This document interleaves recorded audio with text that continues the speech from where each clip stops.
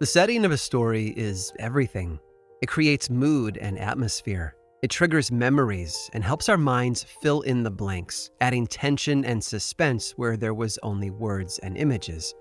What would The Shining be like without the long hallways of the Overlook, or the legend of Hell House without the dusty bones of the old Belasco house? And can anyone ever look at an old cabin in the woods without a chill running down their spine? Not me, that's for sure. But one of the most iconic and most visceral settings from any horror story, without question, has always been the insane asylum. These days, we refer to the institutions that treat mental disorders as psychiatric hospitals. They're hard places to work. I know this firsthand thanks to a colorful college internship that featured a double amputee who enjoyed streaking down the hallway on his knees. Mental health professionals do amazing work. But a lot more than just the name has changed for these hospitals of the mind. In the late 1800s through the 1950s, asylums were a very different place. They were filled with sick people in need of help, but frequently they were only offered pain and suffering. When H.P. Lovecraft wrote The Thing on the Doorstep in 1933, he imagined a place that he called Arkham Sanitarium. Arkham is the seed. It's the first of its kind. Through it, Lovecraft brought the asylum into the horror genre, and others quickly caught on. The famous super prison and mental hospital of the Batman universe, Arkham Asylum, is a blatant and direct callback to Lovecraft's invention. But Arkham was based on a real place, known as the Danvers State Hospital. In fact, the remains of it stand just a few miles from my front door. And even before construction began in 1874, the hospital story was already one of fear and suffering, a theme that continued unchecked, well, into the 20th century. I'm Aaron Mahnke, and this is Lore.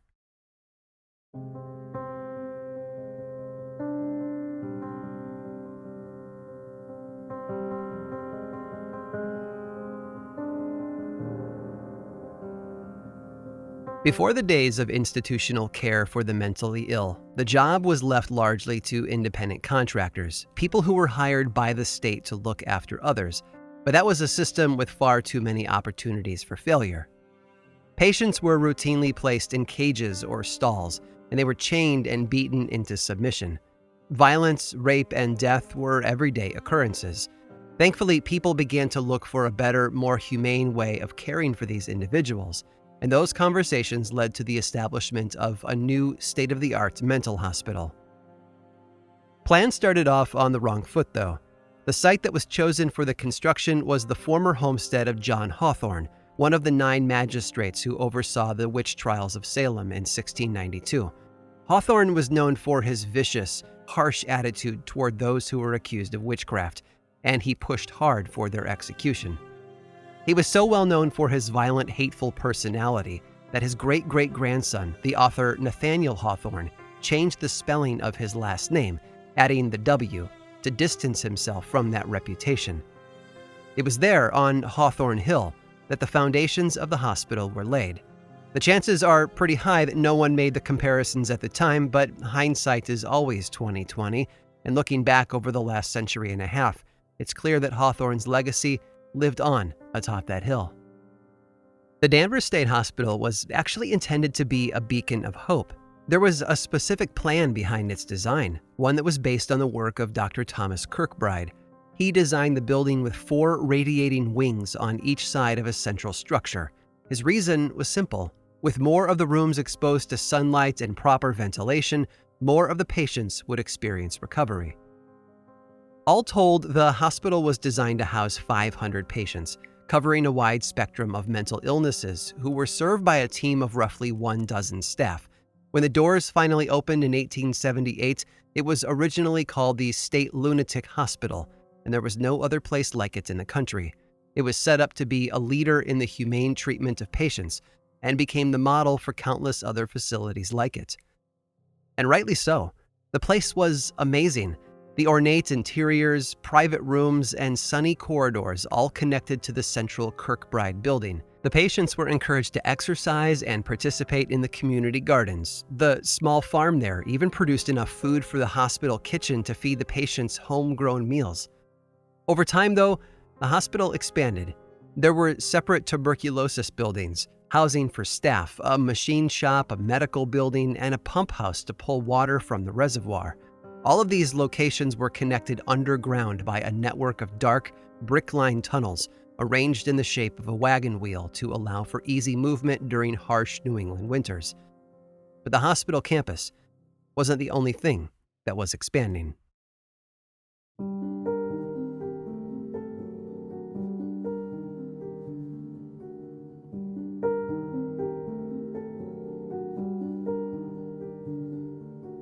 As with all good things, the bright days of the Danvers State Hospital didn't last long.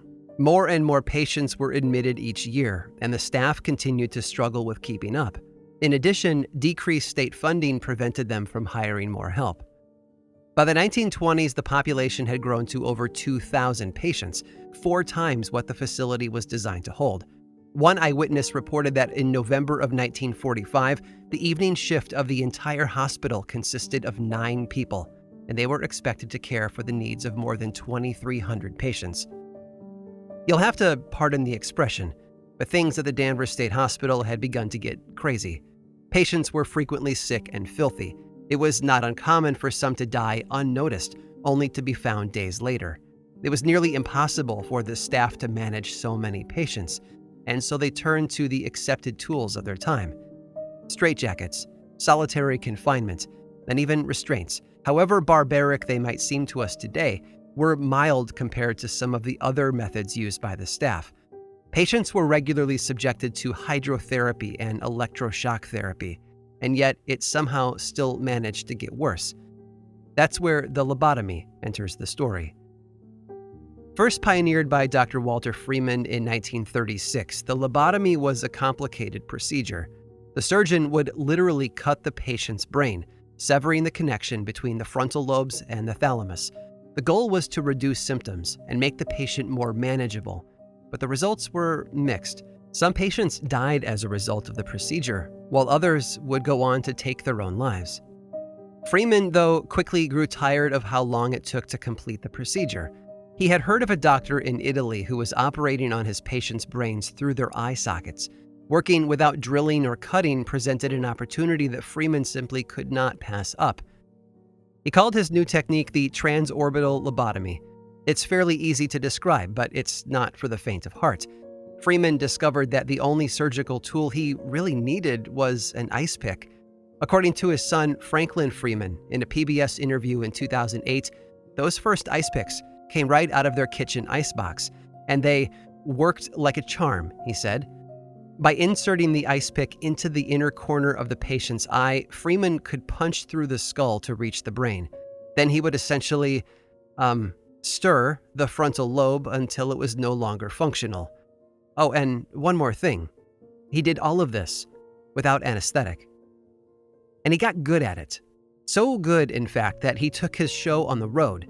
He literally toured the nation in a van that he called the Lobotomobile, stopping at mental institutions where he would educate and train the staff in his own technique. And while he was there, he would perform as many lobotomies as they needed for the low cost of just $25 per patient. It might sound like Freeman was delivering a solution to a desperate industry, but that was pretty far from the truth. His patients often lost the ability to feed themselves or use a bathroom unassisted, and those skills would have to be retaught if that was even possible. And while many patients recovered, about 15% died from the procedure. Relapses were common, and sometimes the lobotomy would have to be reattempted. Once, in 1951, at Iowa's Cherokee Mental Health Institute, Freeman stopped in the middle of a lobotomy, ice pick clutched in his hand, so that he could pose for a photograph. The instrument penetrated a bit too far, and the patient died. He never wore gloves or a mask, and he apparently had no limits. In fact, of the 3,500 lobotomies he performed in 23 states, 19 of those patients were minors, one of them a 4-year-old child. And ironically, some people still don't believe in monsters.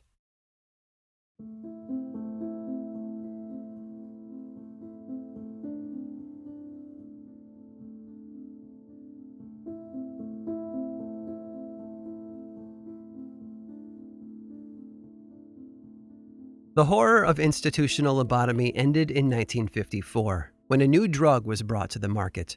Thorazine was marketed as a chemical lobotomy, and the need for the surgical procedure dropped dramatically. The nightmare, though, never really stopped at Danvers State Hospital.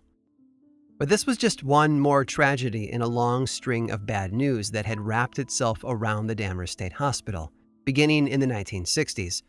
Massive budget cuts, building closings, and structural damage had all conspired to slowly push the doors closed. I've also heard rumors about teenage patients who went missing during the 1980s. One account I read put the number at over 100 patients in the space of about 3 months. The hospital never spoke about it publicly because the closure of their facility was already looming on the horizon, but they knew it was happening. According to this legend, when the staff was questioned about the disappearances, they all pointed to a new doctor on staff. In each case, they said these patients had been assigned to this new doctor upon admission, but then vanished. It's also rumored that scraps of papers were found in several of the patients' rooms that mentioned a tall man and the woods. Some have speculated that this doctor had been taking patients outside the building for unknown reasons. Conveniently, this doctor was never found or identified. But again, these rumors may very well just be a product of decades of dark reputation, and I haven't found definitive proof that any of it actually happened. What is clear, though, is just how powerful of a pull the old hospital's past has on the imaginations of the curious, even today. What we do know, though, is that by 1985, nearly every building on the campus had been abandoned. The main Kirkbride administrative building itself closed down 4 years later. The last remaining patients were moved to another medical building on site, but were all eventually transported to other facilities elsewhere. They say it took the National Guard and 80 ambulances to do it. The hospital was officially abandoned in the summer of 1992 and stood vacant and derelict for nearly a decade. The rooms that once played host to the mindless victims of Dr. Freeman and his ice pick became a dwelling for homeless squatters. They built their lives around the decaying medical equipment, wheelchairs, and bed frames. It was probably the healthiest inmate population the building had known for decades. In 2005, the property was purchased by a developer, and much of the campus was demolished to make way for a sprawling apartment complex. But they left the front facade of the Kirkbride building, with its soaring Gothic towers and intricate brickwork. But the hospital didn't go quietly. In April of 2007, 4 of those apartment buildings, as well as a handful of construction trailers, mysteriously burned down. It was a fire so big that it was visible from Boston, 17 miles to the south. There was an investigation, but it turned up no evidence other than webcam footage of the construction site, which inexplicably cut out just before the fire began.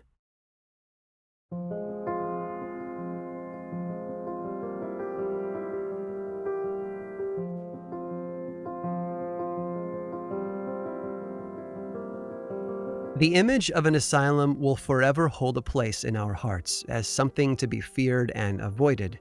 Whether new and sunny or ancient and decaying, the asylum is a setting that causes people to back away, a ball of terror rising in their stomachs. But why? On a rational level, these were places of hope for many people. Still, the very concept of a residential hospital for the mentally ill, complete with 19th century decor and equipment, has become the stuff of nightmares. Perhaps what we really fear is losing control over ourselves. Restraints, locked rooms, medication, and irreversible medical procedures represent, for many of us, the opposite of freedom. We fear losing our dignity, losing our well-being, losing our very minds. But death is chasing all of us. The curse of mortality is that we are already handing those things over, day by day, until the time when there is nothing left to give. Perhaps the stereotypical asylum simply reminds us of the inevitable truth that is our own death.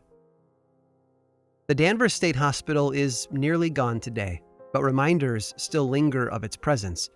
Besides the brick facade of the Kirkbride building, one of the roads there is even called Kirkbride Drive. The reservoir that provided the facility with its water can be found behind the apartment buildings, and that vast network of ancient tunnels is still there as well, snaking its way beneath the modern structures and the people who live inside them. One final reminder awaits people who come for a visit, though: the old asylum cemetery. It's where the staff buried patients who died and went unclaimed by family. There are no tall tombstones, though. Instead, each grave is marked by a small square stone with a number engraved upon it. And there are hundreds of them. Anyone looking for the cemetery today will know they found it when they see the large boulder that marks the entrance. It was placed there in recent past to explain why all those square stones are there. But it's the message engraved upon it, and not the grave markers themselves, that communicates everything we need to know. It simply reads, "The echoes they left behind."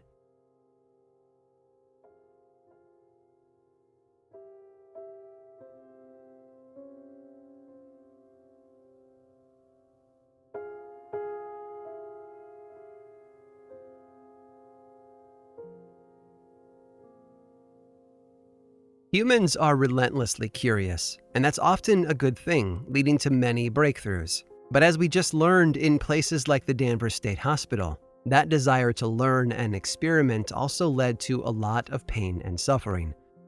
And there are more examples of the same. In fact, I've tracked down one more tale at the intersection of science and human suffering that I think you need to hear. Stick around after this brief sponsor break, and I'll tell you all about it.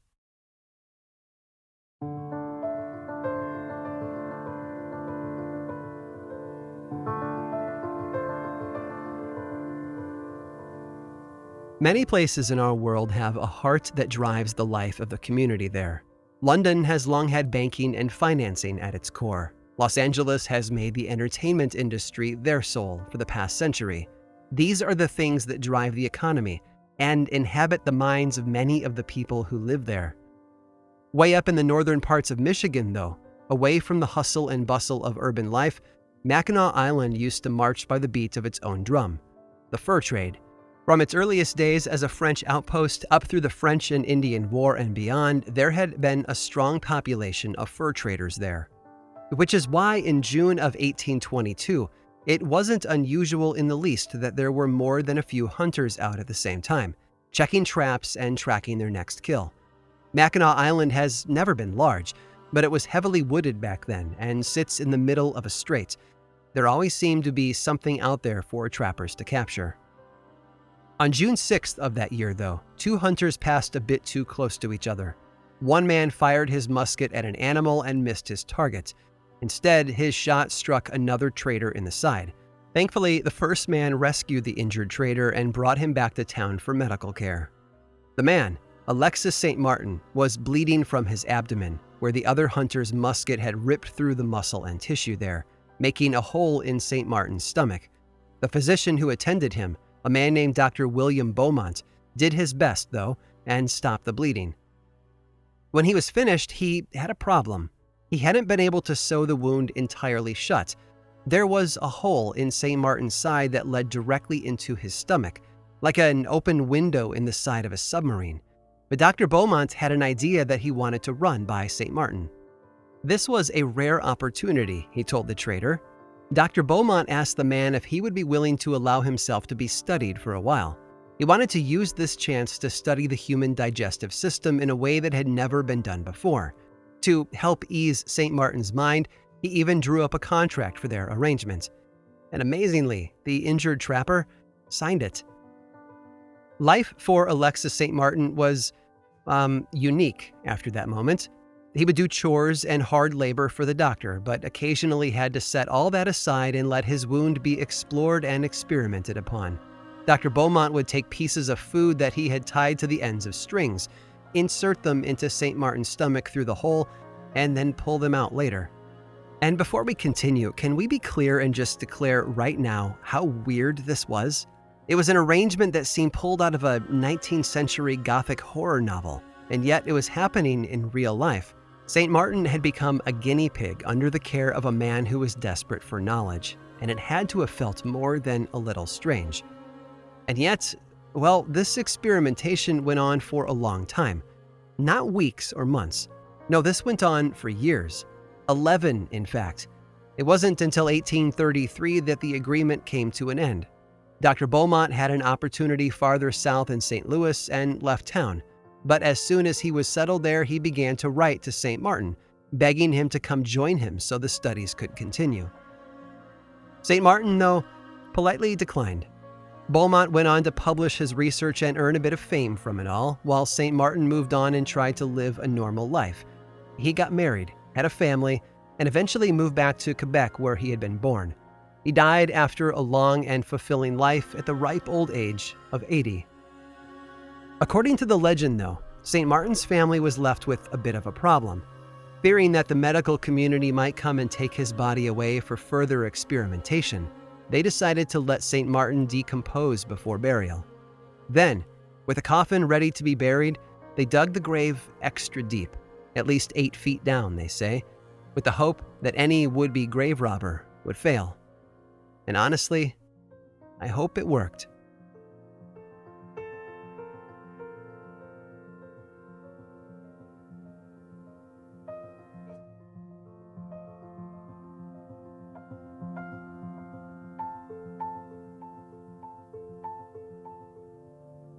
This episode of Lore was researched, written, and produced by me, Aaron Mahnke, with music by Chad Lawson. Lore is much more than just a podcast. There's a book series available in bookstores and online, and 2 seasons of the television show on Amazon Prime Video. Check them both out if you want more lore in your life. I also make and executive produce a whole bunch of other podcasts, all of which I think you'd enjoy. My production company, Grim and Mild, specializes in shows that sit at the intersection of the dark and the historical. You can learn more about all of our shows and everything else going on over in one central place, grimandmild.com. And you can also follow this show on Twitter, Facebook, and Instagram. Just search for Lore Podcast, all one word, and then click that follow button. And when you do, say hi. I like it when people say hi. And as always, thanks for listening.